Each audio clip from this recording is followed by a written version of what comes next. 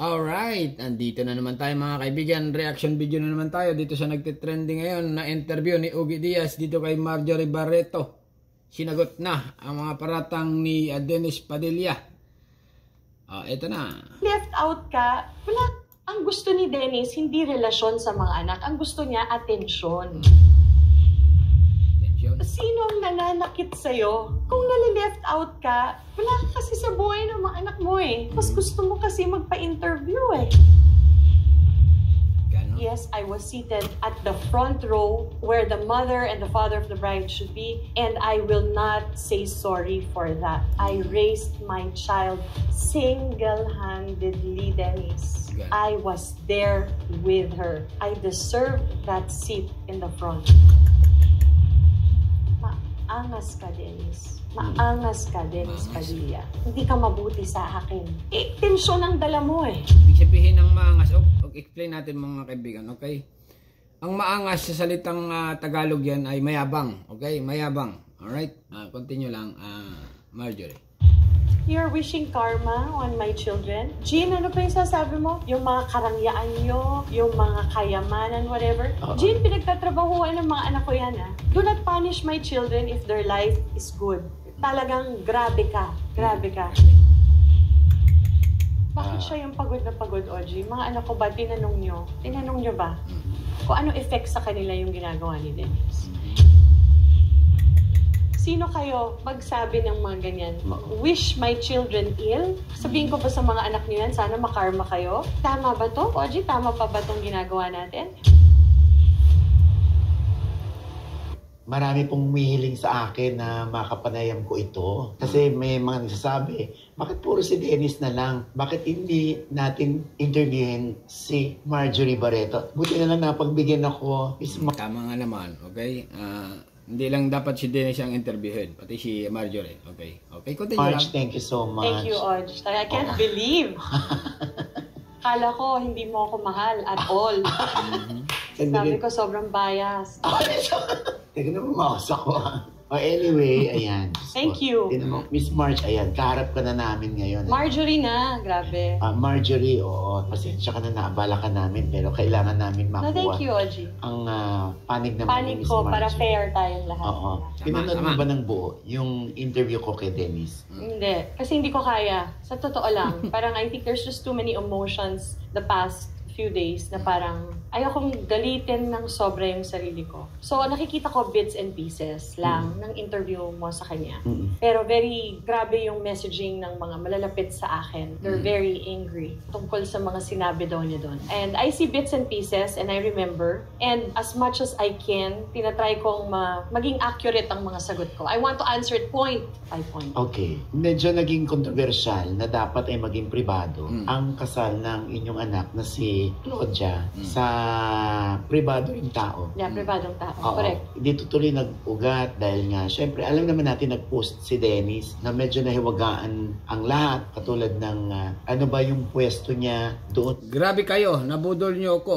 Oh my God. Father of the bride, naging visitor, galing niyo. Ganon. Ibig sabihin ito mga kaibigan ay nag-react si Dennis Padilla dahil nga nung ikinasal ang anak ay doon lang nga sa visitor inilagay. Okay, continue lang. Showbiz na showbiz. Marjorie Barreto ipinagtanggol ang mga anak kay Dennis Padilla. Interview by Ogie Diaz. Continue. Sa kasal ni Claudia, ang akala niya ay siya ang maghahatid sa altar. So ang nangyari ay dapat ay father of the bride daw siya. Naging visitor of the bride. Ano bang setup nitong, ano inayos o inorganize itong... First of all, no, kasi hindi ako pala interview. You know that how many times you've tried to reach out over the years. I try to really, as much as possible, not share. Kahit minsan alam kong I have the power already to correct things. I try not to interview kasi palengkera style na yan eh, di ba? Pero itong latest na nangyari is just too much, no? Too much? Itong kasal na to, I don't want to dwell, I hope you will respect that, on the wedding too much. Okay. Because I don't want to steal the joy of the newly married couple. This is supposed to be the happiest day of their life. I will just answer yung mga rants ni Dennis o yung mga reklamo niya. Okay, first of all, I think what he wants to really do is accuse me na in-orchestrate ko lahat para magmukha siyang tanga. Tama ba ako? Hindi niya masabi yung pangalan ko lang. Inaaway niya na lahat ng tao, lumaki na yung kwento, masyado nang makalat yung kwento. Pero ang gusto lang niyang tumbukin is si Marjorie ang may pakana nitong lahat. Tama. Okay, yan nga ang balibalita, Marjorie. Okay, ikaw ang tumbok talaga ni Dennis Padilla. Okay, kaya siya naging visitor of the bride. Alright, continue lang. Let's just do it this way, ha? And Dennis and my other children have been estranged for many, many years. Bakit sila estranged? Doon muna tayo mag-ugat, okay? Bakit sila estranged? Because for the past 10 years, wala nang ginawa si Dennis kundi magpa-interview na magpa-interview. Ganon. Iiyak siya, magpapaawa siya, and make it seem like he really misses the children. And I believe he does miss the children. But the point here is, napapahiya ang mga bata. Nasasaktan sila, na pinag-uusapan sila sa publiko. And Tama. Okay, medyo may point mga kaibigan itong si Marjorie. Okay, kasi nga away pamilya ito Pag pinag-uusapan yung kanilang mga magulang, syempre na feel ng mga anak. Nasaktan. Okay? Continue lang. May make it seem like hindi niya sinisiraan, pero nababash ang mga anak ko tuwing nagpapa-interview siya. So we always have common friends na lagi ko sinasabi, sabihin niyo kay Dennis, the sooner he stops magpa-interview, the faster ang reconciliation. Gusto ko lang klaruhin. For 18 years na magkahiwalay kami, pinapalabas niya ako ang nagpe-prevent na maging close siya sa mga anak ko. Oo nga. Parang napapansin ko nga. Kasi nga hindi ka nagpapa-interview, Marjorie. Kaya medyo talagang naawa ang tao dito kay Dennis Padilla. Okay, continue lang. Na bini-brainwash ko ang mga anak ko laban kay Dennis. Hindi totoo yan. OG, no? Before we go to the kasal, ano ang backstory, no? Mula ng bata pa mga anak ko, bago kami hiwalay, 18 years ago, so imagine ko anong mga edad ng mga anak ko noon. Tuwing hinihiram niya mga anak ko, para sa kaalaman ng lahat ng tao, and as God is my witness, ako ang sinisiraan niya sa mga anak ko. Okay? Dennis, wag mo tong i-deny ever, because ang lagi mo sinasabi, tuwing susunduin niya mga anak ko, paglaki nyo, I will tell you what your mom did to me. Paglaki nyo, all the time. And my children are protective of me, OG. Because itong hindi ko maintindihan.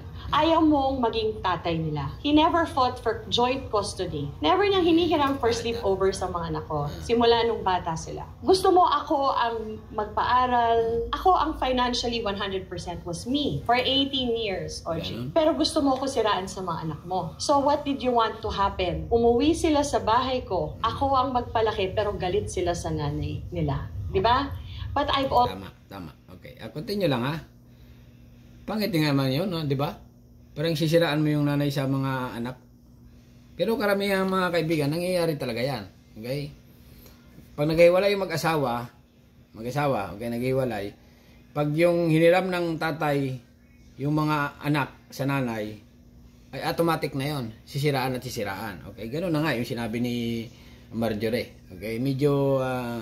Continue na nga mga kaibigan, Continue na. Always been honest with my children. I never lie to my children. So alam nila ang buhay ko. So my kids will always get so irritated na, okay, we're big already. Okay, so what? What did she... Pero singit lang ulit, okay? Ganon din naman ang mga, sa tingin ko, ganon din naman mga babae.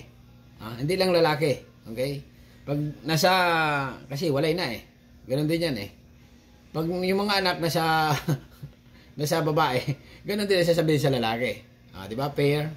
Fair lang naman yan. Normal lang yan, natural lang yan sa mga Pilipino, ang mga ganyang bagay. Okay, continue lang. We do that we don't know. Hindi ba? And then is forgetting that they grew up in a household na parati kami nag-aaway. You know, bago naman iniwan si Dennis, mga 14 years na ako nagtitiis. Diba? They grew up, they know kung ano yung naging sistema ng aming pamumuhay as a married couple. Na-witness yung mga bata? Na-witness.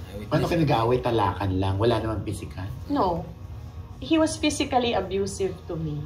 He was, OG. This is, abuse? I have been quiet for 18 years. Dennis, you were physically abusive. Physical abuse? Okay, ibig sabihin, totoo nga yung balita na physical abuse. Ginanon ka siguro. Nakaganyan ng kamay. has a very bad temper. And I'm sure maraming makakaalam nito kung gaano siya nakakatawa sa mga tao. Yun ang opposite niya, OG. Konting walang bagay na away, manununtok na yan, mananampal na yan. My kids saw that. And the biggest physical abuse that he did to me was when Julia was a few days old. Ibig sabihin mga kaibigan, pag physical abuse, nananapak si Dennis. Sinapak ka. Sinapak ka ni Dennis nung kayo pa. Ito mga kaibigan, sabi nyo, fake news ito. Sinabi niya yan, ha? Okay, continue lang.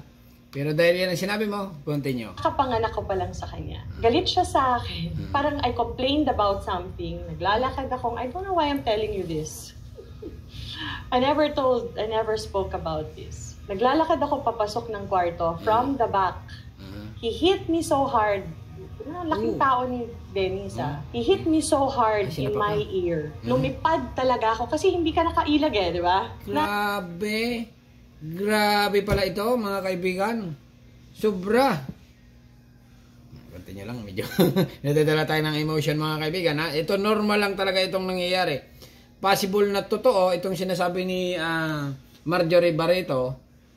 Dahil nga istorya ng buhay niya ito. Okay, hindi ito magsasalita ng gawa-gawa lang kasi nga anak din ito ama rin ito ng kanyang anak. Okay. Pero nag-away nga. Ibig sabihin nasa CR ka, sinapak ka. Okay. Tapos talaga nawala yung eardrum ko. Julia was days old, okay? Like baby. Out to this day, I suffer that, OG. Wala akong eardrum It had to be years after. Totoo ba? Yeah, na-surgery yun. Kasi sa sobrang impact niya Ganun. Surgery ka, sinapak ka, tanggalan tayo nga mo, eardrum. Okay, natanggalan pandinig mo.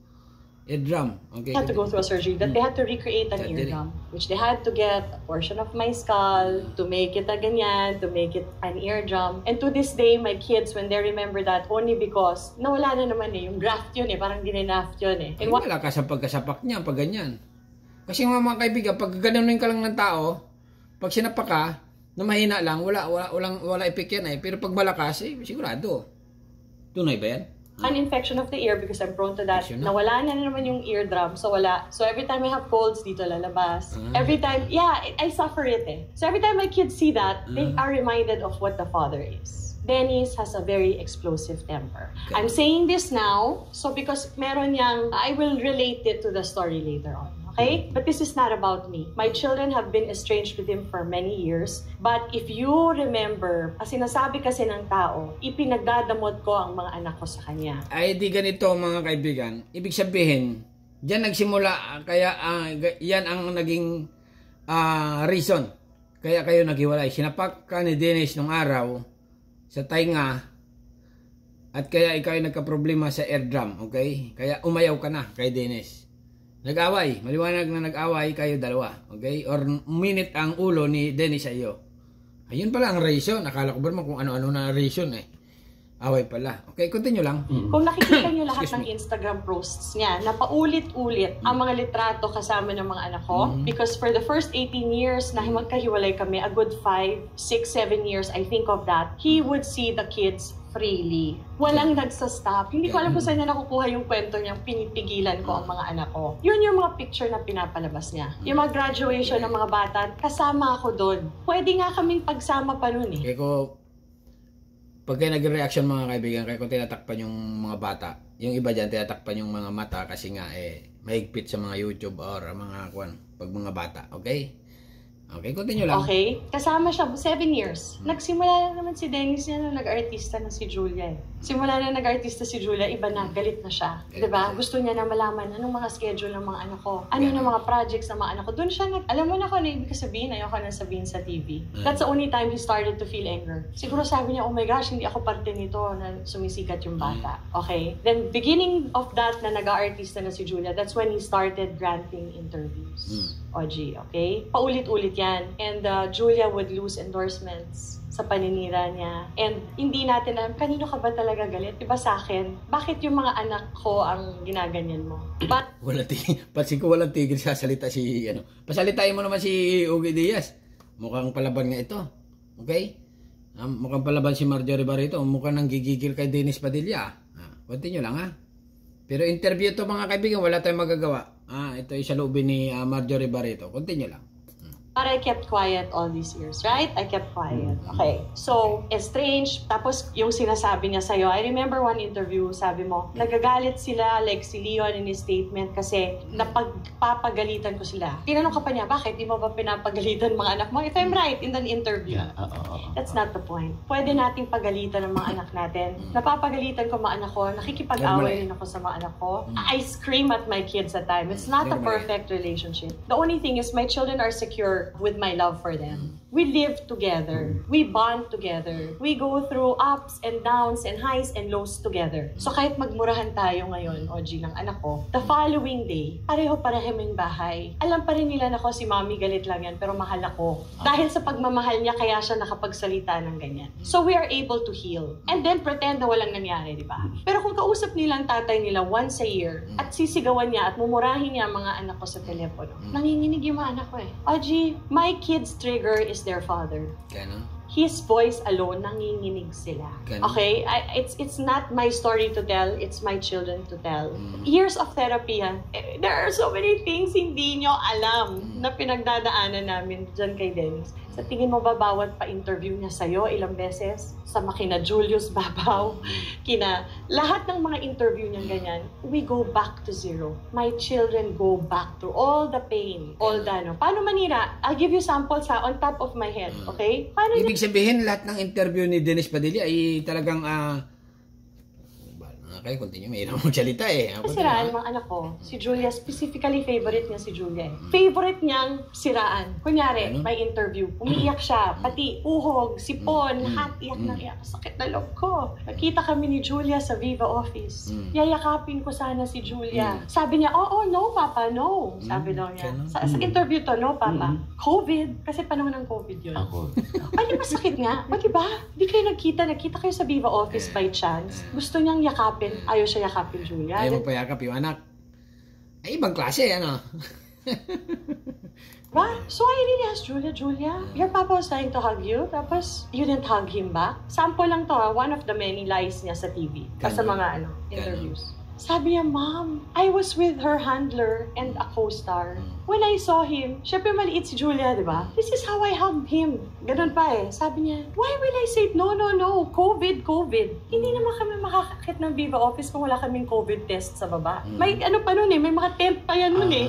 May mga tent pa nun eh. Hindi ka naman makakapasok sa opisina nang hindi ka nakatest. So why will I say that? Ito yung mga pinapalabas niya sa interviews na nasisira yung anak ko. Sample lang yan. Na sinabi yun. Gusto mo lang na ini-interview ka. Ang gusto ni Dennis, hindi relasyon sa mga anak. Ang gusto niya, atensyon. Ganon. Yan ang gusto niya. That's one of the many. Mamaya, pag may naalala ko, papaalala ko sa'yo. Marami siyang mga ganong paninira sa mga anak ko na hindi totoo. So, magkaiba lagi ang version.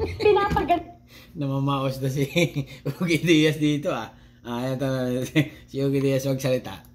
That's one of the many. Mamaya, pag may naalala ko, papaalala ko sa'yo. Marami siyang mga ganong paninira sa mga anak ko na hindi totoo. So, magkaiba lagi ang version. Pinapaganda niya para pagkaawaan siya. But this frustrates my children so much. Okay. Palaban pala ito, si Marjorie Barreto na ito.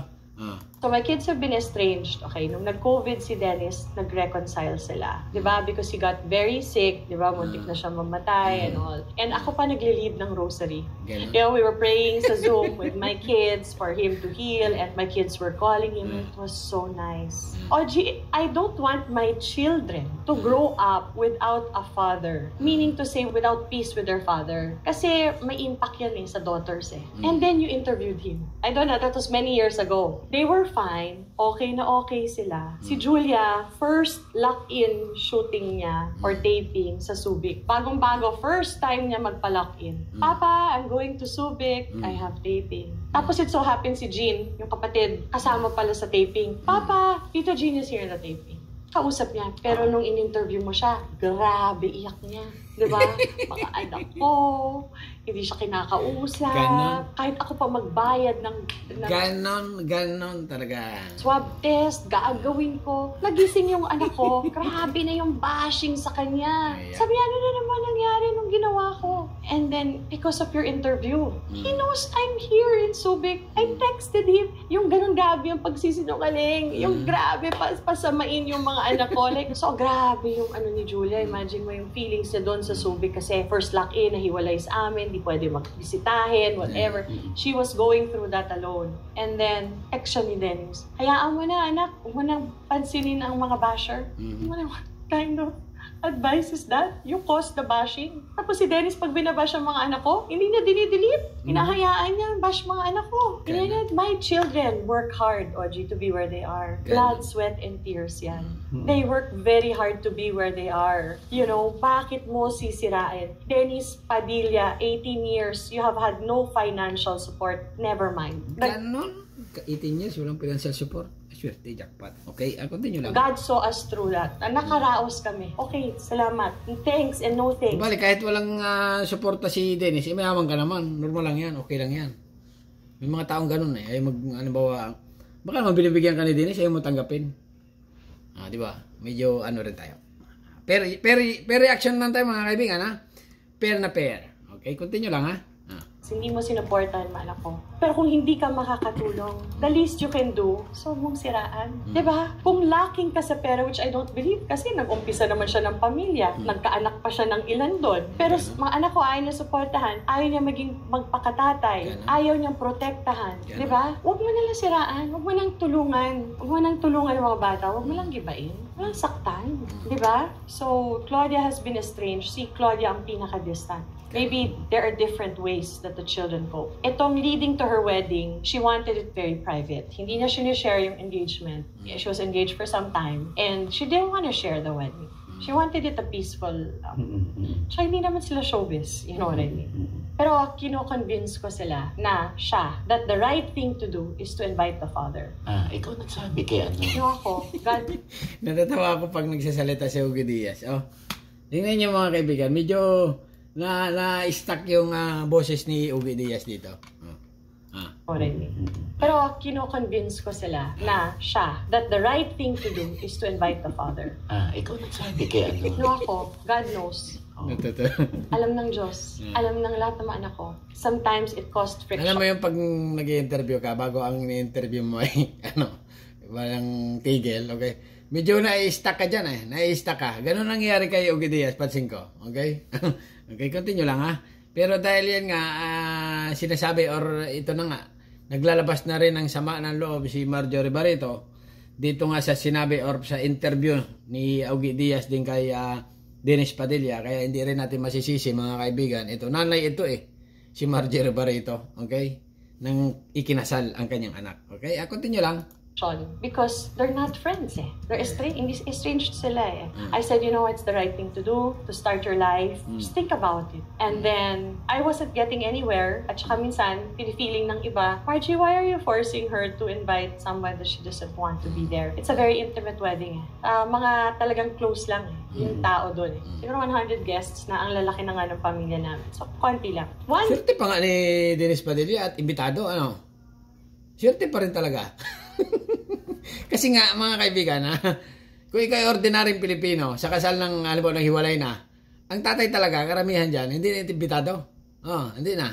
Kasi nga magkaaway na eh. Lalo na pag ang gulo ay iba na. Iba na. Sa tingin ko, ang gulo nitong pamilya na ito ay iba na talaga. Iba na ang away nila. Okay? Matindi na. Kung sa matindi. Sa ibang pamilya, pag ganito ang tatay hindi na talaga imbitado. Pero ito, imbitado pa rin si Dennis. Kaya lang, doon lang sa visitor. Alright? Yun ang gusto talaga nila mangyari. Pero siyempre, maraming mga basher, maraming mga marites ang nakikisaw-saw dito. Sabi nila, bakit ganun? Tatayan. O, di ba? Sampal sa pagkatatayan na ang dapat, ang maghatid sa altar ay yung tatay. O, ganun talaga. Dapat ang mangyari. Kaya lang, away nga eh. Magulo. Ibig sabihin, pag magulo talaga, gira na yan eh. Awayan eh. Okay, talagang nangyayari talaga ito. Dahil sa marites lang din tayo, continue. One day I said, Claudia, pray about it. Don't listen to me.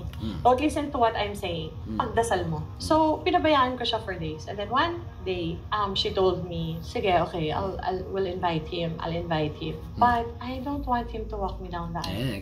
I hope my daughter's not judged here. Okay, why? Right? Oo nga, bakit? Because, ano ba ibig sabihin ng walking the bride down the aisle? It's a father who raised you, provided for you, nurtured you, was protected you, your safe space. You're handing over your daughter now, after raising her, to the man who is now gonna be in charge of her. Tama ba yun? So, why would he hand over Claudia?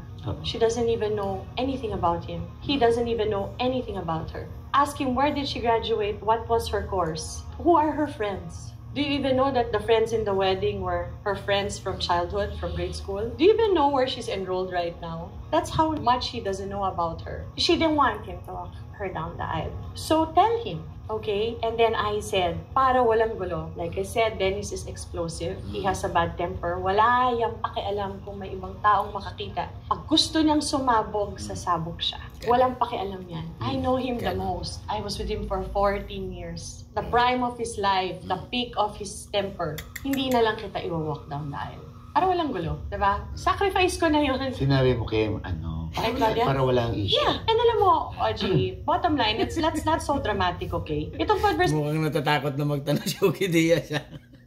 Ogie pala, Ogie ako na. Pares lang din yan. Okay, continue lang. Ni Claudia, it wasn't dramatic.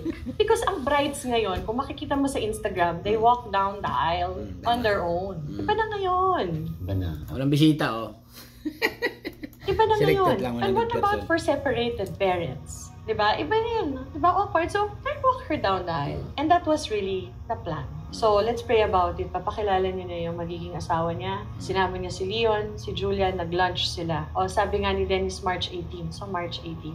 Of course, I know that. I know they were gonna have lunch. Kung ayaw ko si Dennis doon, magdadabog na lang ako kasi hindi ko na pwedeng diktahan ng mga anak ko, hindi ba? Correct. Pero, hindi. Because I was the one who convinced her that the right thing to do is invite your father. Yan ang sinabi ko buti na-invite pa, okay? Sa ibang pamilya, hindi talaga. Sa ibang mag-asawa, yung nag-iwalay. Hindi imbitado ang tatay. Buti nga dito, na-imbita pa ni Marjorie. Okay? Medyo may point din nga ito si Marjorie Barreto ng mga kaibigan. Iba talaga pag mga Barreto, matatapang, Ngayon, pansin ko. Continue lang. But I prayed so hard the days before magkikita sila na, please Lord, wag siya magsabi ng anything, nababalik na naman yung mga anak ko. Ibig sabihin ko mga kaibigan na matatapang, palaban. Okay? Palaban sa mga ganitong intriga. Okay? Continue lang. Wounded again. Ayoko lang masaktan ulit yung mga bata. Diba? Pinagdasal ko yon. Aba, pagkatapos ng lunch, kinakamusta ko. How was it? Wow! Diba? Happy si Leon at si Julia nagkikwento. Talaga? It went so well. God, Mom.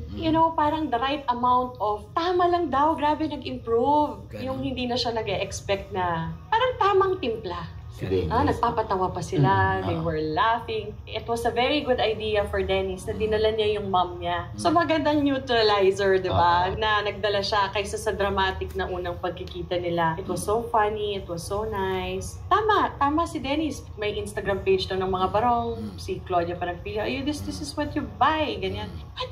Yung kwento niya kasi na yung dramatically na pinili yung barong. So, understood daw yun na he will walk her down the aisle. Ogie, nung nag-usap sila, Claudia had 2 requests. Only 2. Don't divulge about the wedding details. Kasama naman si Dennis Diba? I-share niya yan sa buong mundo. Kung saan ang kasal, kailan ang kasal, ano oras ang kasal. Diba? I don't like posting of the wedding. And number 2, Papa, I'm gonna walk myself down the aisle.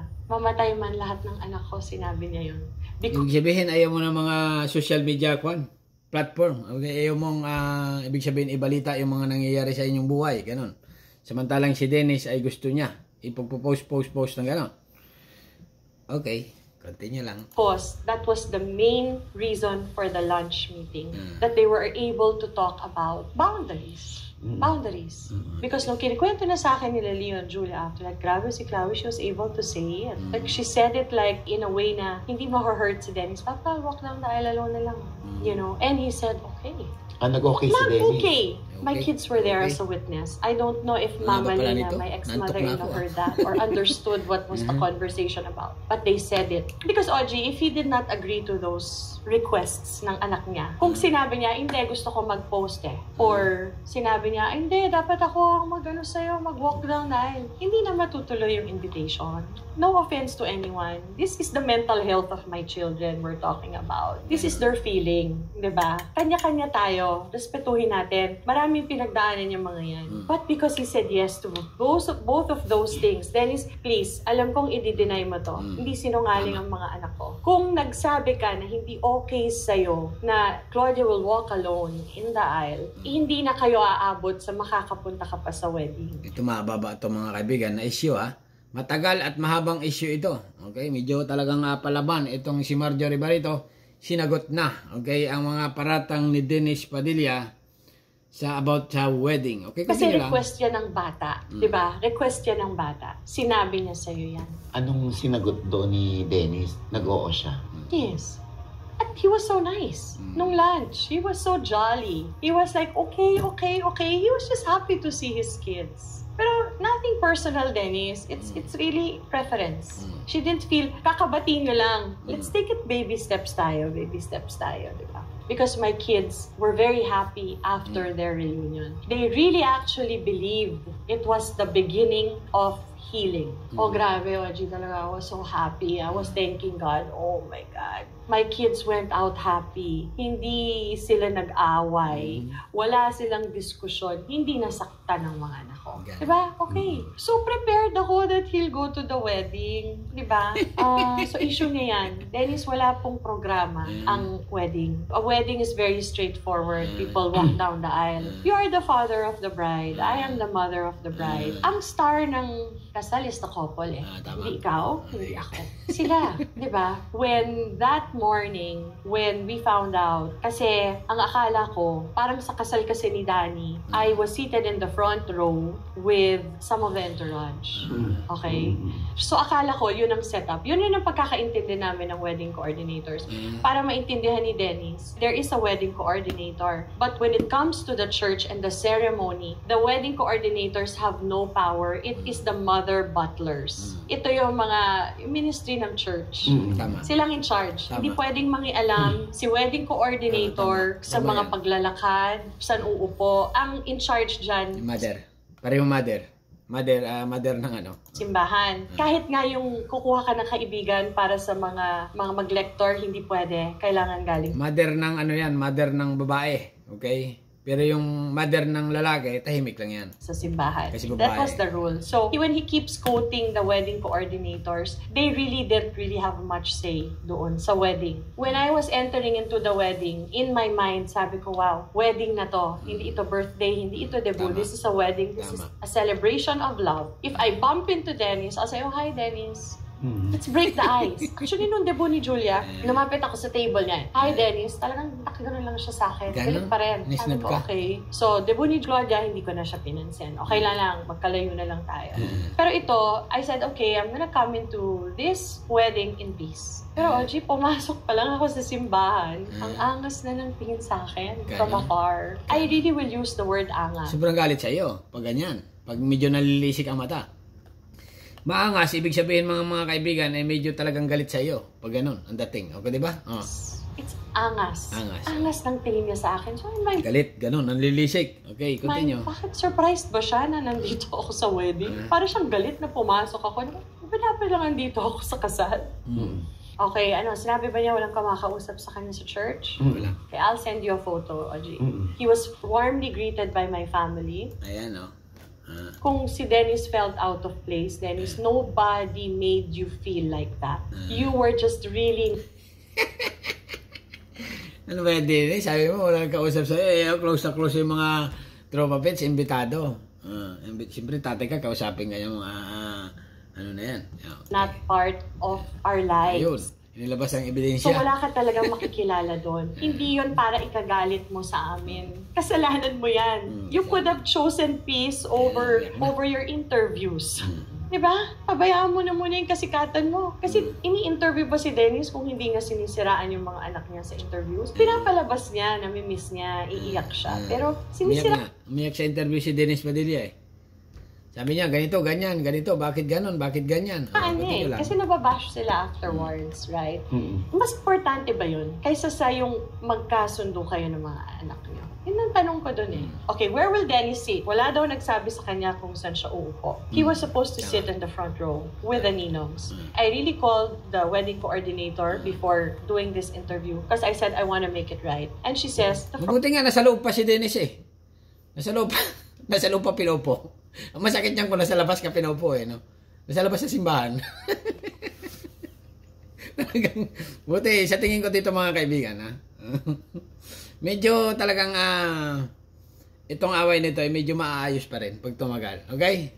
Kasi nga si Dennis, nung inimbitahan dito, ay parang visitor ang dating. Okay? Medyo nandun pa sa loob. O, di ba?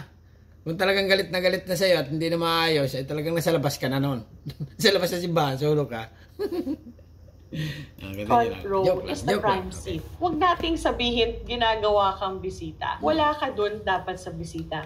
But Dennis from the beginning, alam mo, nagpa-victim na. Pa-victim na siya. Kaagad dun siya umupo sa, ano yan, to simbahan o G. Diba dalawa to? Ito yung altar, left and right. Pero dahil malaki yung simbahan, meron pa dito. Dito na siya nun eh. Dito na siya eh. Parang umpisa pa lang. Apat na... Oo, pero dito lang dapat, bride. Nabubulol na ito si... Sa katatanong dito kay Kuana. And groom. Guest of the bride, guest of the groom. Pero pag ganyan ang trabaho talagang dapat matyaga ka. Katulad dito mga kaibigan, nagre-reaction tayo dito. Pag isang oras ang interview nito, isang oras ka rin magre-reaction. Ganito yung may mga channel na ganito eh. Wala kang magagawa, showbiz to. Okay, continue lang. Nandun na siya, umpisa pa lang. Siya nga yung nilalapitan pa ng pamilya ko dun eh, nung mga hello-hello pa eh. So, nagdadrama talaga siya na. Talagang nagdadrama siya. And Dennis, meron kang kasama si Dexter, kilala ko. Mag-asawa pa lang kami noon, nandyan na si Dexter, yung kanyang alalay. Was already documenting everything. Talagang ready for social media, ano siya. Wala pa tong gulo, ha? Up to the end, ang kwento sa akin ng pamilya ko, nung si Dennis ay lumalabas ng simbahan na distraught, ganyan daw ng ganyan, the whole ceremony, binibidyohan siya ni Dexter. Kasi plano mo yan i-post talaga. Plano mo talagang anuhin to. Gusto mo talagang ipagpaawa. So bakit siya nandun, di ba? But never mind, problema na ni Dennis yun. Because in my mind, uupo siya sa front row. Okay, right before leaving for the church, Claudia was still walking down alone. But apparently, meron palang sinasabing, hindi ko alam kung baliktad, Oji, papasok na nakababa yung veil kasi aangat ba ng mother as a tradition or naka-open, isasarado ni mother. Okay. O paano natin? Pag mayaman talaga, kompleto Ricardo, ano? Okay, continue lang. Pag mahirap lang, kahit ano lang, bahala na, di ba? Pag mayaman, talagang sumusunod sa tradisyon ng mayaman. Gagawin to. Hindi nga ako mag-walk down the aisle. Supposedly, mauuna na ako sa bride with the entourage. Upo na ako. So they said, okay, then meet her halfway. She still walks herself. And then, igaganon yung ano. Pabilisan to, Aji, This is fast. This is not a slow. This is not pinagplanuhan ng oras to. Go, go, go to, But then, nag-a-argument. Meron ng paparazzi video eh. There is a paparazzi video. Siguro may kumukuha from the church. Nakikita ako doon na I was talking to the mother butler and the event coordinator who hindi pwedeng makailam na sa gilid ko lang. Tinatanong ko, saan ako pipigil? Saan ko iaangat yung veil? Kasi hindi nga ako maglalakad with the bride eh, di ba? Pero siya nakikita ko talaga dito. Okay, kung halimbawa ordinaryong tao, ordinaryong opinion lang. Supalpal nga ito. Okay, ibig sabihin supalpal na dito na ang nangyari kay Dennis Padilla. Okay? Kasi nga kahit anong away ng pamilya, mga kaibigan, si Dennis Padilla ay tatay talaga. Tatay ang sinusunod sa kasal. Kung sino ang tatay, siya ang dapat maghatid sa altar doon sa anak. Okay? Siguro talagang away nga talaga di ba? Pero mali talaga ang hindi pagsama ni nabastusan maliwanag. Iba naghatid doon sa anak sa altar. Okay, dapat talaga tatay at magulang or nanay. Dalawa yan Tasyon, dun sa video. No, hindi. Pero lumalabas kasi siya eh. So I don't know kung anong interpretation doon, but I saw it eh. So that was the exact moment. Kung makita ng mga tao sa TikTok yun, nung nakatayo ako, bago maglakad si Julia, kausap ko yung mother butler ng church. That was me asking, gumaganon pa ako, so saan ako sa stop? O pagkatapos ko iakyat, saan ako kakaliwa? Kasi hindi ko nga ihahatid yung anak ko eh, di ba? Hindi nga kasi baka magalit si Mr. Valdivia. Di ba? Okay, just stand there. And then, last minute, ang gusto daw ng bride, yung husband na ang mag-akyat after the I do. But I was standing there. So when I saw her, I met her just a few steps to the altar. I got her hand and we walked. Hindi ko nilakad, Dennis, yung anak ko all the way through. You were supposed to be seated in front. You know, ikaw ang namili ng upo. Nanay, nagatid lang kayo sa kasal, okay? Talaga kayo ba? Kaya galit na galit ito si Dennis Padilla. Galit talaga ako sa galit. Mo. So, in-approach naman si Dennis ng coordinator. That's what I recall Kanina nung kausap ko bago kita. Okay, yes. Nakita ko, kinakausap mo Kinakausap ko. So, in-approach si Dennis para dalhin dun sa first No, that to inform him that that's where he will sit. And then? Okay. But nag-victim-victim na siya doon sa gilid eh. Nagpa-victim-victim na siya nakaupo sa likuran. Tapos, doon na daw siya nag-iiyak. Sabi niya, kasi hindi ko na makikita yun. Alam mo, I don't think after all this brouhaha, magpapakita kami ng video ng wedding. But I did not give my daughter's hand to her husband because it was very tricky. The minute she was near, umupo na ako. Bumalik ka na. Hindi ako nag-hand over ng daughter. Di ba, usually, the mother of the bride will kiss the groom and mag-greet, walang ganon. Oji, there was no like that. Walang kissing? Walang kissing nangyayari? Anong klaseng kasal yun? Kasi mga baka mali lang ako, okay? Ang continue lang, And I don't want to talk about the parents of the groom, but... Posible naman yun na kinasal kayo, walang kissing scene, di ba? May kissing yan pag kinakasal kayo simbahan, kiss the bride, di ba? May pag ganun-ganun palang alak yan inom ka, kain ng ganun. May ganun sa iba Talaga, pero automatic yun, may kissing talaga. Pero kung walang nangyaring kissing, parang kulang, bitin, di ba? But they also didn't walk him down the aisle. Pero mayroon siguro. To be fair. So, it wasn't like that. So, I did not, Dennis. Hindi ka nadaya, hindi ko hinand over. But yes, I was seated at the front row where the mother and the father of the bride should be. And I will not say sorry for that. I raised my child single-handedly, Dennis. I raised her till the last day of her single life. I was there with her. I took care of her. I did everything for that daughter. I deserved that seat in the front. And I didn't want to be with Dennis because maangas ka, Dennis. Maangas ka, Dennis Padilla. Hindi ka mabuti sa akin. Ganun. Ayan mga kaibigan, narinig natin continue lang Tapos na. Okay, yun na nga. Sinabi ang huling sinabi ni Marjorie Barreto ay ito na. Maangas ka, Dennis Padilla, at hindi ka naging mabuti para sa akin. Hindi ka mabuti para sa akin. Okay? Sa akin. Okay, ganon. Alright, napakahaba mga kaibigan. Sa oras yata ito. Hanggang dito na lang. At ano masasabi nyo? Uulitin ko lang. Ito, kaya naghiwalay mga kaibigan dahil nga sinapak. Okay? Personal away nila yan. Okay?